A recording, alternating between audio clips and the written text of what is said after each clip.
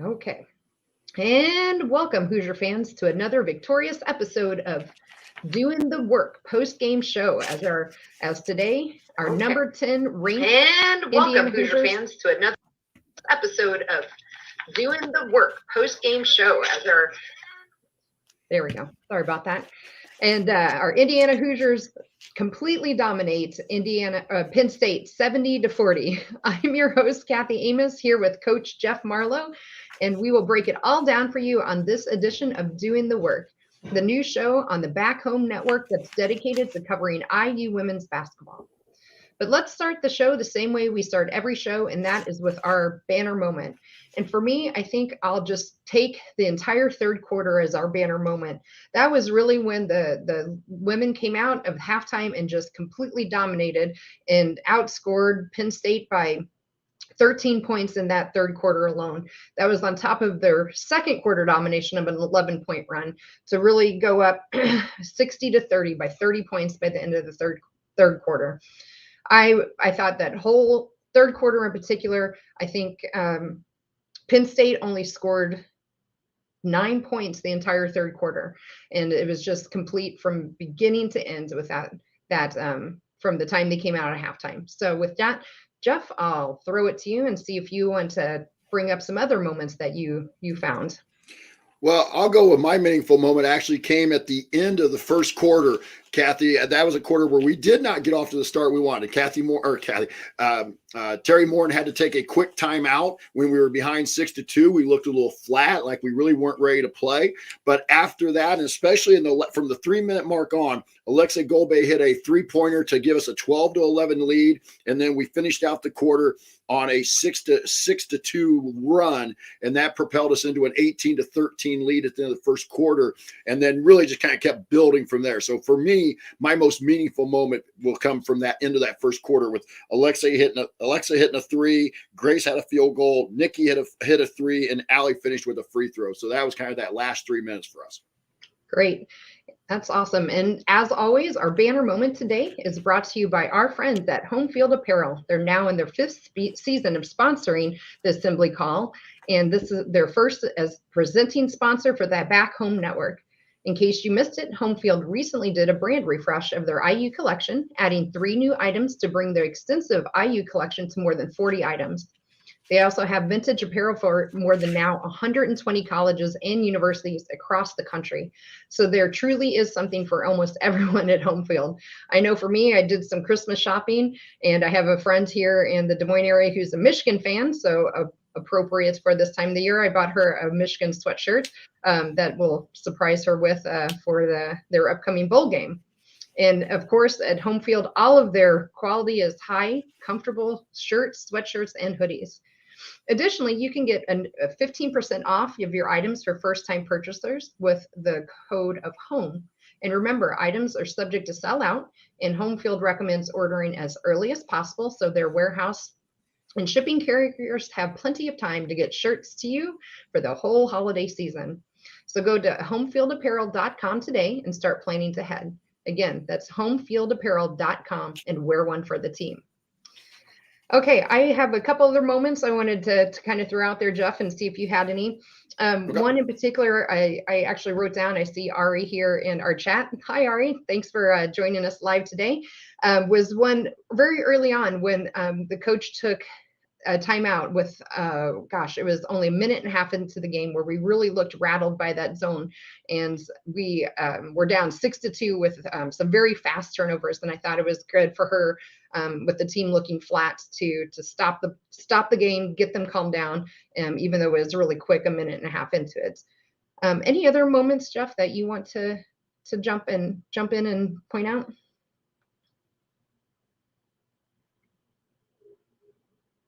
Jeff, you're on mute. I'm sorry. My bad. This is one of those where I think maybe I'll be previewing a little bit of my stat as we delve into the numbers later, but just what a great bounce back game for Nikki Cardano-Hillary. She went scoreless the other day against North Carolina State, was like 0 for 10 from the field. Mm-hmm. And so she bounced back today with a really solid game. And I do agree. I thought your meaningful moment there that you're talking about with the timeout and kind of looking flat, rattled. I thought that was an important timeout. And one of with that, just kind of maybe a hangover almost from the North Carolina State game where they really struggled at times on the offensive end. Yeah, absolutely agree with that. I'm sure we'll mention more moments along the way, but for now, it's time to move the ball and find the open man and get some additional opening thoughts. Sorry, we're a little out of order, aren't we? Any other opening thoughts you want to hit? Well, I just thought there was an interesting comment that the commentators on the game made, that Terry Morin was, had told them anyway that what she told the team that they need to play a little looser. They need to look like they're having, I'm not quite sure they used this word, but more fun. And just like they were too tight. And that kind of coming off of the Stanford, Miami, and North Carolina State game where they just seemed like, playing a little tight. And she wanted them to go out there and play a little looser. I don't think she was thinking 7 turnovers in the first quarter was what she was looking for, but I think that that's an important concept, because sometimes when you have a high ranking like they have, again, and they're a veteran team. One of the things I've talked with Grace a couple different times about on the Grace Berger Show is that, they're a veteran team. They feel like they're ready for this, but it can still be an adjustment when every game you're going to have a bullseye on your back that every team's wanting to knock off that, in this case right now, they're the number 10 ranked team. So I thought that to me was a really interesting comment that they made on the TV that Coach Morin had made, that she feels like they've been playing too tight. And kind of looking back at that game against North Carolina State, I can kind of see that. Yeah, absolutely. Yeah, that's a great point. All right. So coming up, as we continue our breakdown of Indiana's large victory over Penn State, we will point out some additional meaningful moments you might have missed. And next, we'll go inside the numbers to highlight the most statistical notes from the game. You're listening to Doing the Work. Okay, so you're listening to Doing the Work, IU Women's post-game show.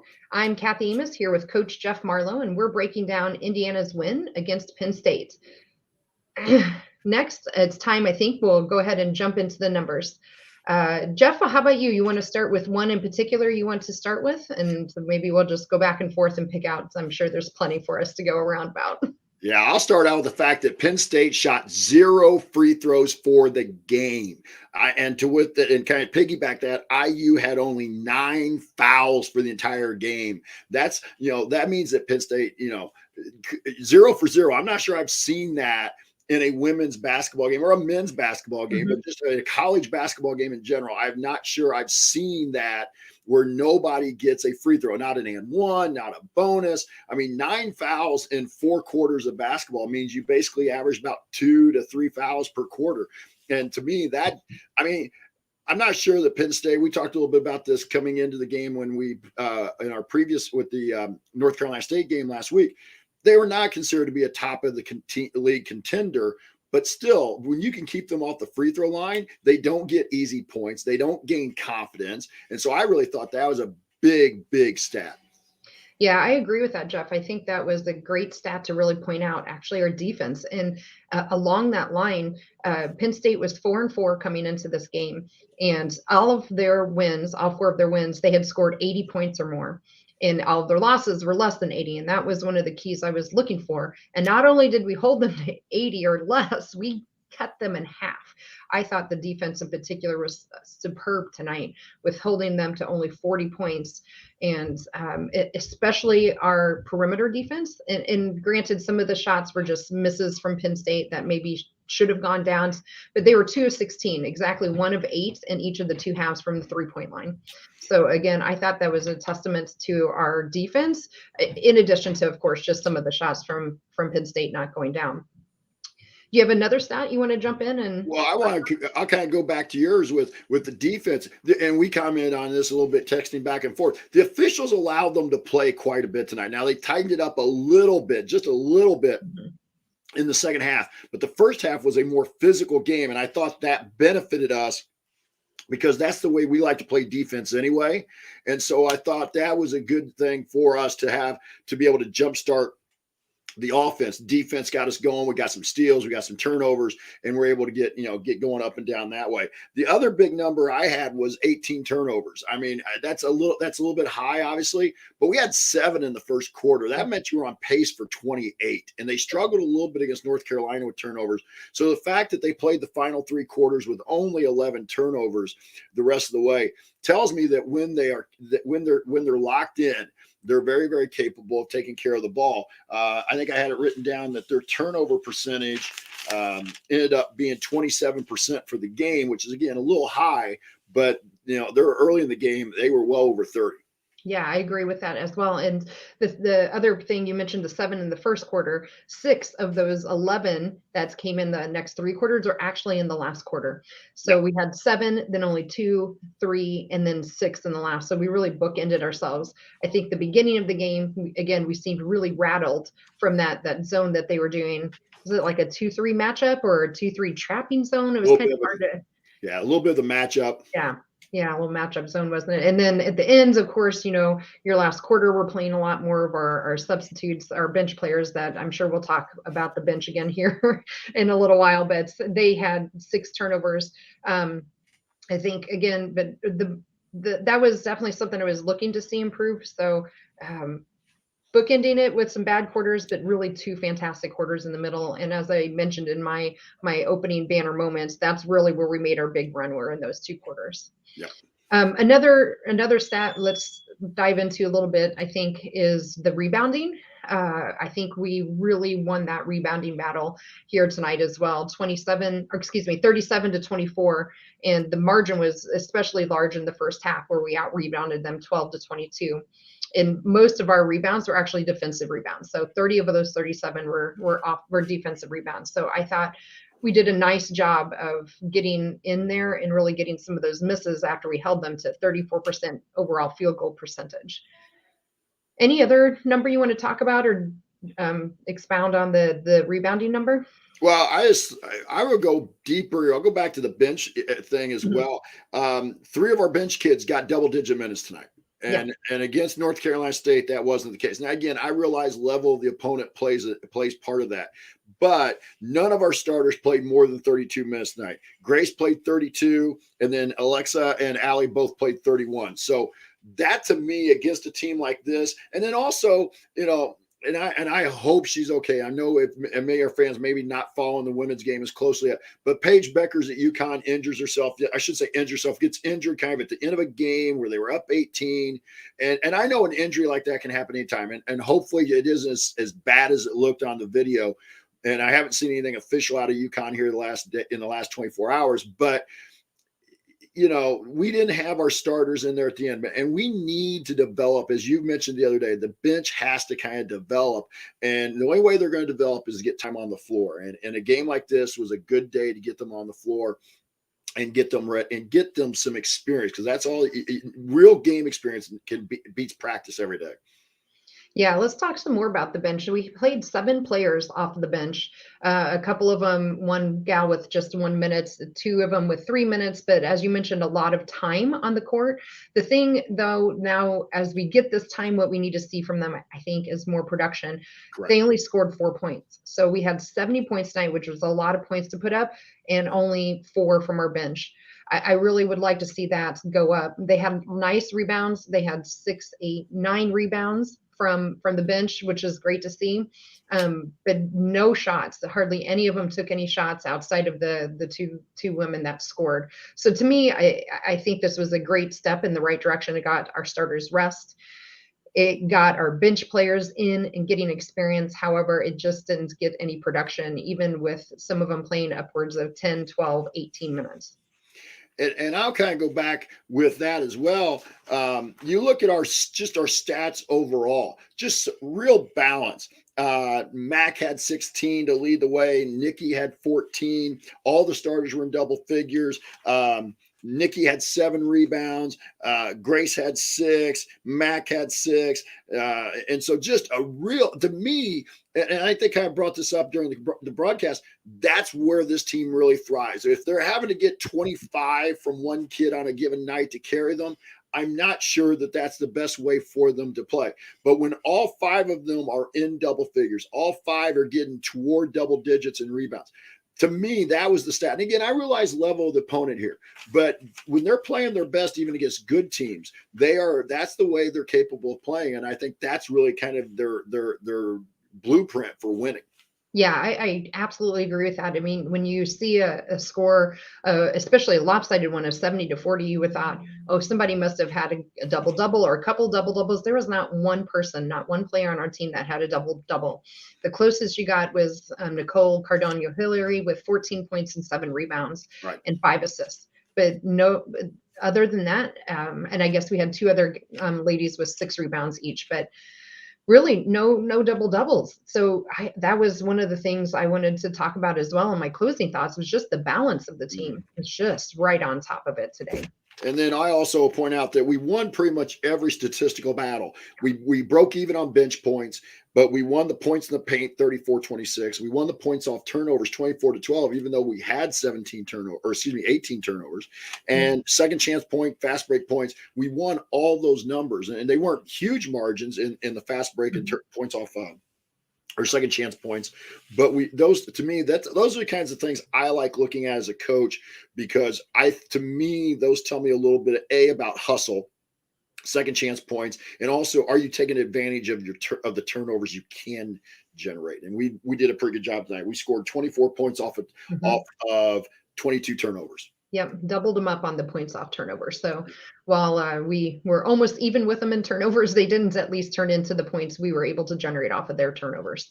Yeah, I thought that's the thing. You watch when this team's playing well, they generally get back well in transition. And if they turn it over, they don't. That was, I think, really, maybe you go back even to that first timeout, and I think that timeout may have been as much about the couple turnovers they had at the beginning. Allie, kind of gets a little lackadaisical, kind of steps over the line, and then they score on that ensuing possession, and then the very next possession we turned it over again, and we it's 6-2. It was still 2-2, and Allie made that mistake. They score, make it 4-2. Another turnover makes it 6-2. And I think that was a little more concerning to Coach Morin, was the style of the turnover. When you're making a turnover at the offensive end and you're attacking and you're trying to make something happen, you can live with that live ball turnover a little more. But a lackadaisical turnover, especially, is one that's just going to drive you nuts. Yeah, absolutely agree. I don't know how I could get the stat other than go old-fashioned writing down a tick each time, but it felt like a good portion of our turnovers were just from errant passes going over someone's head, or people cutting when they weren't supposed to or expecting to, and they get the ball thrown behind them. It just seemed like most of our turnovers were from passes. Did you get the same impression or same feeling on your end? Especially in that first quarter, yeah, there were a couple times when you could see them looking at each other like, hey, I go there, or I thought you were going there. And that's kind of unusual, though, for a veteran group, because tends to be, those kind of teams are on the same page. So, but again, I think that goes back to Coach Morin's comment about being a little tight. Everybody's trying to make, I thought maybe in the first quarter, everybody was trying to make the perfect play rather than just letting the game kind of flow. And then once they finally let it flow toward the end of the quarter and into the second and third quarter, they played some really fantastic basketball. Yeah, absolutely. Well, I think we've hit almost every stat, but is there anything that we've forgotten? Hey, 75% at the line. We got there 16 times and shot 12 for 16. So gotta love that. All right, then. Well, we'll move on. So next on Doing the Work, we will hand out our game balls and our Hoosier Hustle Award. Then we will look ahead to Indiana's next opponent, as well as our next shows coming up here next. So you're listening to Doing the Work, the IU Women's Postgame Show. You can catch us live following most Indiana women's basketball games, and you can also find us at our website at assemblycall.com. Also, make sure you sign up for our free Hoops newsletter. It comes out on Sunday and after every game. And so far, we have over 9,000 of your fellow IU fans that have subscribed. So you can sign up for free today at join.assemblycall.com. Again, that's join.assemblycall.com. I'm Kathy Amos. I'm here with Coach Jeff Marlow, and we are breaking down the 40-70 win of your Indiana Hoosiers over Penn State to open up Big Ten play. Now it's time for our game ball. I think I'll go ahead and just start. I'm going to start by pointing out another moment I had kind of written down that I really enjoyed watching, which came in the third quarter with 6:49 left in the third. And Nicole Cardona Hillary took a 3-pointer, which she missed, which was surprising after her first half that she missed it. But she didn't give up, and she immediately stayed actually down on that end to play some defense, stole the inbound pass from Penn State, and then went down for a layup. To me, I like that moment from Nicole because I think it showed a number of things. It showed how she really bounced back from the North Carolina State game last week, where she went 0 for 10 and didn't score any points, to come back to this game and end up scoring 14 points in total, 3 of 6 from the field goal, from 3-point field goals, easy for me to say, and 1 or 2 from the line. She also had 7 rebounds and 5 assists. Her only number that wasn't great to see was the 4 turnovers, but again, I thought that was from her tenacity that she was really playing and trying to really push the ball a lot. So for me, I loved her on both sides of the ball, and for me, she's getting my game ball. Yeah, I think that's, that's probably a really good choice. I kind of will highlight that a little bit. At the beginning of the third quarter, Penn State had scored the first basket, and then to get within 37-24, and then we go and we hold them for just almost a full 8 minutes without a score. In fact, at one point over an 8-minute and 20-second period, it was a 21-4 run by Indiana. And for me, it kind of was capsulated with Allie hit a layup, then Allie hit a 3, and then kind of that same spot where you're talking about, or roughly in that same area, Nikki with a steal and a layup. And that really kind of, you felt like that was it. Penn State was put away. And I'm going to go with Nikki as my game ball for 2 reasons. Number one, the stat you mentioned, she also had 5 steals. Right. So she led the team in steals.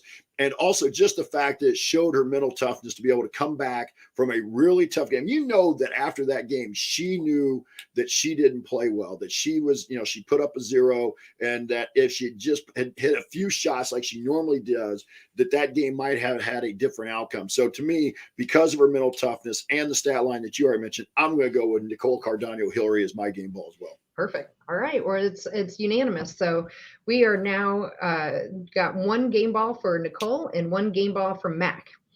All right. We'll move on to our Real Hustle Award. And since I went first with game ball, then I think, Jeff, you get to go first with the Real Hustle Award. And our Hustle Award is sponsored, correct? You're muted.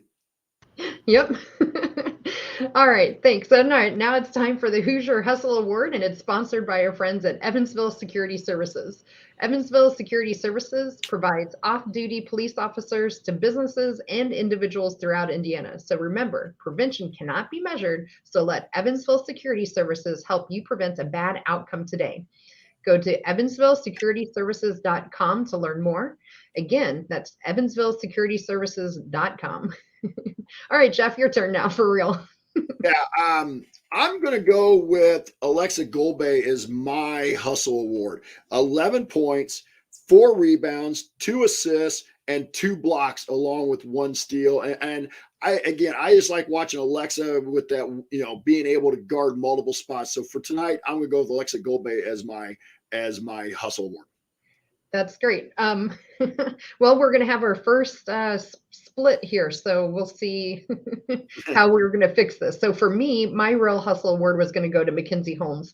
She was a little quiet in the first half, but she ended up coming out in that second half and really taking over, I thought, down low. And she ended up with 16 points, leading the team in points and coming close in rebounds with 6 rebounds as well. Only 1 turnover for her and some blocks, a couple of blocks and a steal. So for me, I think my Real Hustle goes to Mac. So I'm not sure what we do in a case of a tie. So I know we have a couple of folks in the chat mob. I don't know if you want to jump in, if there's anyone I'm kind of keeping an eye on it. See if anybody, if anybody in the chat mob wants to give us a shout out to who they think, whether it should be Mac or Nick or Alexa. Yep, or we can we can take a poll on our inside. If my husband was still down here, I'd have him vote for us too. Or we just maybe put it on the community page and see what happens. All right. Well, okay. Ari's jumping in here. He says Mac. So Okay, Let's then go, I Mac. guess we'll give it to Mac. All right, so that's one Real Hustle award now for Grace and one for Mac. All right, any other lingering storylines, Jeff, that you want to point out? Well, I think the biggest one that we've already talked about is the bench. At some point, we've got to get some consistent production from the bench because we can't expect our starters, because you're going to get into the depth of Big Ten play where it's game after game where you're going to be in tight ball games. And I don't think we can expect our starters to play 35 minutes plus every night. So I'm really looking forward to seeing if we can develop the bench as we go through this rest of the year. We got a game this week and then Ohio State on the weekend and then a couple non-conference games before the new year. So I'm really looking forward to that. See if we can develop the bench a little bit. Yeah, I absolutely agree with that. Okay, so next we coming up on both Assembly Call Radio as well as Doing the Work.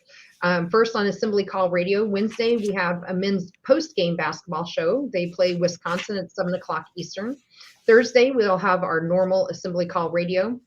Also, the women do play Fairfield on, Fairfield. I wanted to make sure I had that right. Fairfield on Thursday, December 9th. However, Jeff and I will not be available for our post-game show on Thursday. So the next show is potentially this Sunday when we take on Ohio State. So you are listening to Doing the Work IU post-game show. And just one final reminder, please check out our friends at Home Field Apparel to use your promo code HOME to get 15% checkout on your first order. Okay, it's time for last call. So Jeff, I'll pass it to you first, and we'll see if you have any other last minute lingering questions or thoughts you want to add in here. Yeah, just an excellent win. IU with a 70-40 win. That's a great bounce back win. It gets you to 1-0 in the league, and it just you can't write a better script for tonight than that. Yep, 100% agree. For me, my lingering questions are the exact same one that you touched on earlier. Is this that depth of our team as we continue to get into Big Ten play here? I know we have a break with Fairfield, which we have on Thursday nights, but with Big Ten play coming up, it's to me super important that we somehow find to get some production out of our bench. And then, of course, my last thought is just around turnovers. I know those two middle quarters, the second to the third, were really fantastic for us in terms of turnover, but opening up with 7 turnovers in the first quarter, if we do that against some of our Big Ten opponents, I'm afraid we might get out to a bigger hole than 6-2 against an opponent that we won't be able to take a timeout with a minute and a half and really come back from. I would agree with that. Good. All right. Any other last things you want to throw in? No, we're excited. I'm excited to be doing this with you now on a live basis. Hopefully we'll work out some of the kinks as we go along. But, Ari's pointing out we've been fluctuating between 15 and 20 people here listening live. So, hopefully we'll build the fan base and get people used to these women's, post-game shows. And like we said, we both have conflicts on Thursday. Plus, we haven't quite figured out how we're going to get, work with AC radio being on in the same night. Right. Absolutely. I would echo that. And if my mom's out there watching, special shout out to my mom. She's been watching Indiana basketball for 78 years probably. And I just want to make sure I give her a good shout out as well. So I wouldn't be here to be able to talk basketball with you, but obviously wasn't for her. But I agree with that. And thanks to Jared and Ari for helping produce this and give us the advice. So absolutely apologize for some of my bumps here in the road as I've gotten my first attempt here at hosting. And I think that wraps us up about the game. So with that, I think it'll do it. And again, if you want to see us do the show live and be part of the live chat mob, make sure you subscribe to our YouTube channel. You can find that at youtube.com/assemblycall. And don't forget to join Assembly Call, join.assemblycall.com to join our free email newsletter. And a special thanks to John Ringer of Rig Design for designing our logo. And thank you so much for listening, especially those out in the chat mob that are joining us live today for our very first live show. And until then, keep your elbows in, your eyes on the rim, and go Hoosiers. And cut. We're out of here. All right. Yeah, I got to do something because it seems like I'm lagging a little bit. Yeah, that's what it's like. I can hear your voice and then I see your face finally catch up with it. Yeah. But thank you, Arizona Hoosier, Eagle Eye. Thanks for jumping in tonight. Yeah, It was nice to know there were at least some people out there with us live. absolutely. Yeah. And thanks, Ari, for making sure we're staying on track here too. So yeah, sorry about that. I kind of bumbled through some parts of the script there. I got All excited to talk about meaningful moments and I forgot to read the meaningful moment lead in. Yeah, So, all parts of the process, and we even know that that the guys on the men's show and on Thursday night still are working out some of the issues. They've been doing a lot longer than we have. So, and hopefully as we go along for that, we'll be able to figure out how maybe to add some music and some other things to it as well.